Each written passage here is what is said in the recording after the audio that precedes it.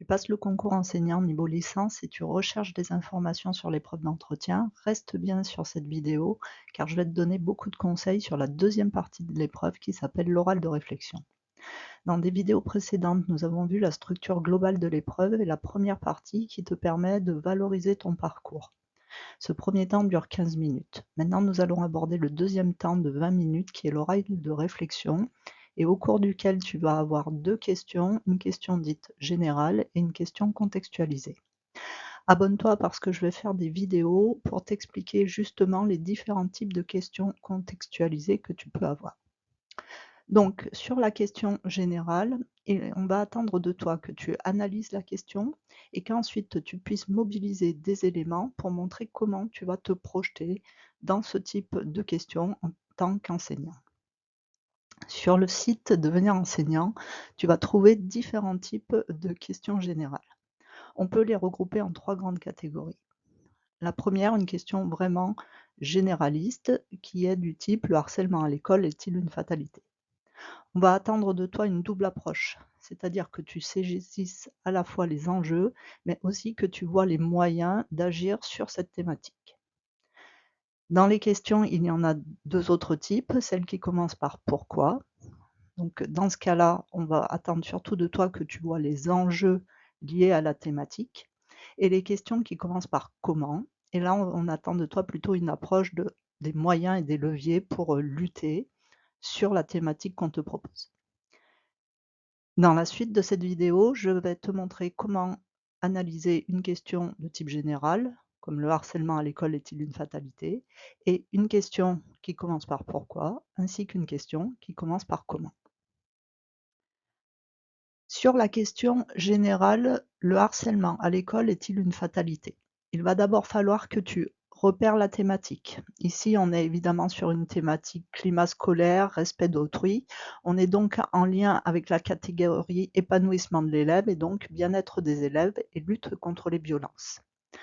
Une fois que tu as repéré la thématique, il va falloir que tu mettes en place différentes pistes de réponse. Donc dans une question générale comme ça, il va falloir que tu ailles chercher à la fois les causes et que tu mobilises aussi des moyens possibles pour venir régler cette problématique.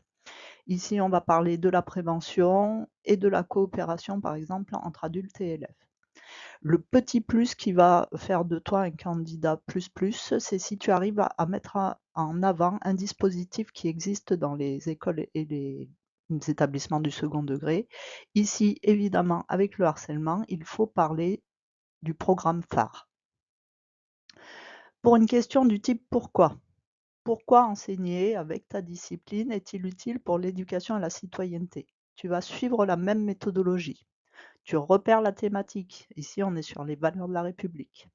Tu vas commencer à faire le lien entre les différentes pistes de réponse.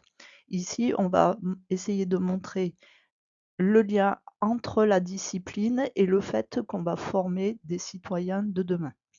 Donc, ça ne se limite pas à l'histoire-géographie ou à l'EMC. En fait, toutes les disciplines peuvent participer à créer les citoyens de demain avec les élèves. Petit plus là encore pour montrer que tu connais ce qui se passe dans les établissements. Par exemple, au niveau du collège, tu vas pouvoir parler du parcours citoyen et tu vas également pouvoir dire que même si tu es enseignant d'une discipline, tu vas pouvoir participer à des instances transversales, par exemple le conseil de la vie collégienne ou de la vie lycéenne. Troisième type de question, une question en comment. Comment l'enseignement, et là de nouveau ta discipline, peut-il contribuer à la transition écologique? Évidemment, on se situe sur le bloc transition écologique qu'on appelait précédemment développement durable. Mais on a aussi un aspect valeur de la République puisqu'on forme aussi des futurs citoyens qui ont une responsabilité individuelle. Donc là, il va falloir que tu viennes puiser dans tes connaissances de la discipline sur laquelle tu te positionnes pour montrer comment chaque discipline, au-delà de la SVT, peut participer à la transition écologique, par exemple en faisant adopter aux élèves des gestes éco-responsables au niveau de la classe. Là aussi, le petit plus, c'est de connaître un label qui existe au sein de l'éducation nationale, c'est le E3D. Et de plus en plus d'écoles ou d'établissements du second degré demandent ce label pour être reconnus dans leur éco-responsabilité. Donc ce qui est vraiment important, c'est que tu gardes en tête la méthodologie parce que tu ne pourras pas préparer toutes les questions de type général, mais il faut bien que tu comprennes qu'une fois qu'on t'a posé la question, tu essayes de voir sur quelle grande thématique de l'épreuve tu te positionnes. Tu essayes de retrouver, est-ce qu'on attend de toi des enjeux, des moyens et surtout, si tu as la possibilité, tu essayes d'illustrer avec un dispositif qui existe au sein de l'éducation nationale. N'hésite pas à me poser tes questions en commentaire et n'oublie pas de t'abonner pour voir les prochaines vidéos sur les questions contextualisées. Bonne réussite!